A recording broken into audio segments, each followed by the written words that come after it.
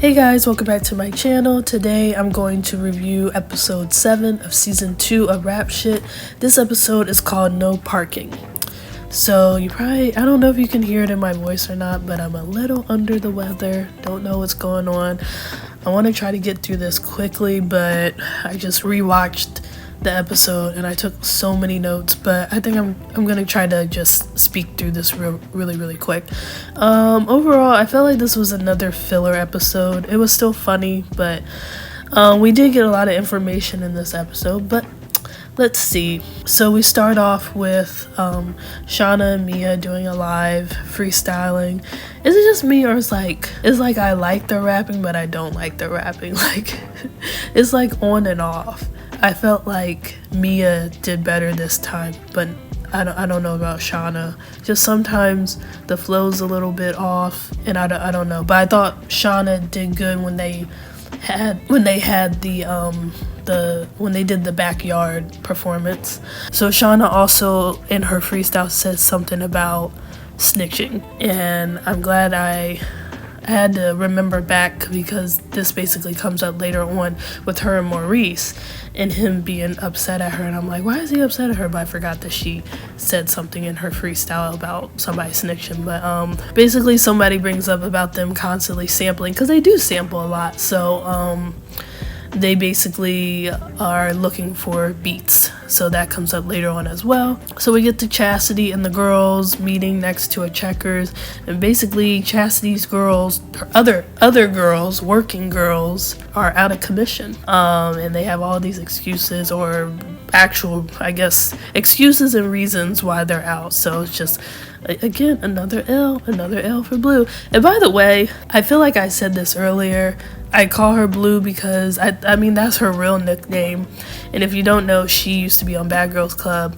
And I just want to say this. First of all, she was looking good this episode, which, not to change, okay, no, I'll come back to that. But anyway, I forgot to say that I actually used to have a little crush on Blue when she was on Bad Girls Club. Let me think, what year was that? So that was 2014, and so I thought Blue was really cute.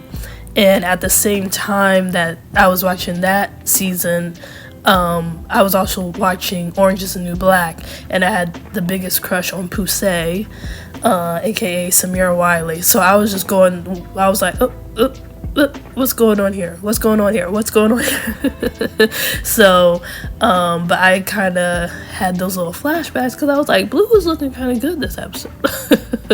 But, and then she looks good when she dresses up too. She's very beautiful when she dresses up as well. But I like her better as this. I like the stud look. But yeah, going back to her looks, like, how long has it been since she got beat up? I'm confused. Like, I get it that you can replace a tooth, but she should at least have like a few bruises, because she got beat up really bad. I mean, all they needed was like one bruise underneath her left eye or something. But she looks good, I guess. Mia just basically says what I've been saying, and what probably a lot of other people have been saying about Chastity and her pimping, is that she needs to let it go. At the same time, I also feel like she would be really broke if she wasn't pimping. But I think Mia and Shauna's point when they were talking to her is, you need to put all your energy, the energy that you put in your pimping life, you need to put that into managing us. I still feel like she would be really broke if she wasn't pimping. So then we get to Lamont and Tiffany, who is the playdate woman, the mother of Melissa's little friend. I don't know, it was kind of weird because, like, you know, they went over the house, and then Melissa and her friend went to the other room, and Tiff and Lamont started to kiss, and she was kind of like, oh, the girls are in the next room. But Lamont was like, well, they're gonna see it sooner or later. And Tiffany got a little excited. I was just kind of like, girl, I don't know, I just don't, it's not that gosh, how do I want to say, it's not that I think Lamont is a bad guy, but I just, something about him, just, I don't get why somebody like Tiff would be excited about that. I don't know, like, Lamont isn't, damn, I already forgot, Cash. Lamont isn't like a Cash, but I don't know, I just, What do y'all think? Like, I feel bad because I feel like I've seen other things where people are like, oh, Mia needs to end up with Lamont. Lamont's a good guy. But I'm like, where have we seen this? I don't know. I just feel like last season he wasn't a bad guy, but he was just kind of just there. So I don't really get what she... Like, her getting excited kind of made me roll my eyes. I was like, girl, are you really trying to, like, date this guy? But I don't know. Maybe I'm just being rude. So then the Tweety Birds come over to talk with Mia about what's going on. And basically, they just kind of put everything together with how Lamont is acting towards Mia. And basically that he's in a relationship. Which, I've said it already. I don't understand why Mia even cares. Like, you're dealing with all these other guys, but obviously she still has feelings for him. I thought it was so funny when Shauna kept on playing them whack-ass beats. And the girls are like, and the one friend called her Radio Raheem.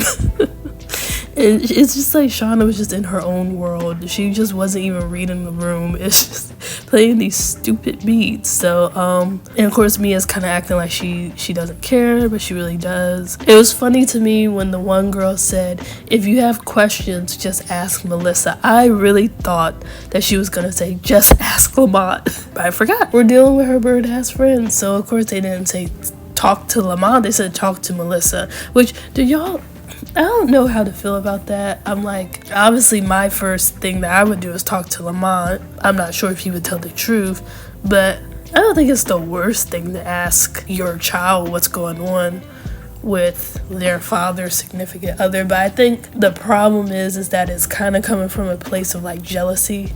It's not coming, or like jealousy or like being nosy, you know? It's one thing if you think that your child is not safe, but like you're just asking because you're starting to have some feelings. So then we get Chastity meeting with Hot Wings. I forgot her name, but they meet at this place. Miss Wings is flirting hard as hell with Chastity, and Chastity is trying real hard to ignore it. Chastity ends up meeting this guy. I don't know. I think he manages people. That conversation went well, and then I'll stick with them.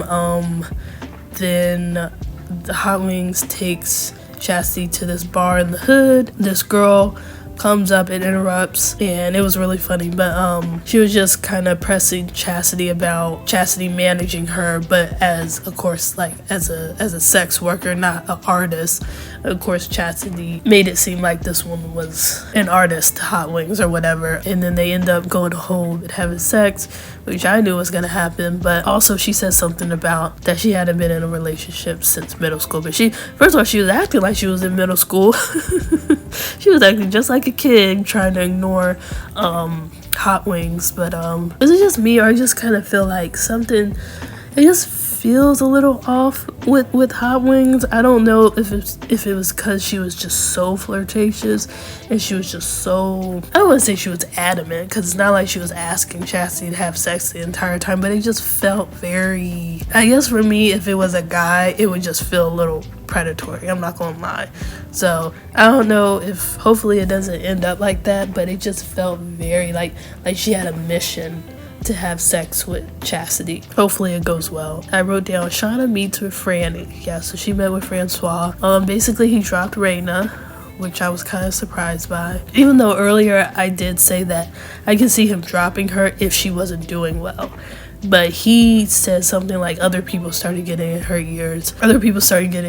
So basically he said he wants to produce Shauna and Mia's EP. But of course Shauna's like, okay, but she had all these stipulations, and she basically said, you need to get us a deal. The entire time that she was speaking about these stipulations, I was like, well, one of the stipulations needed to be that he needs to respect Blue.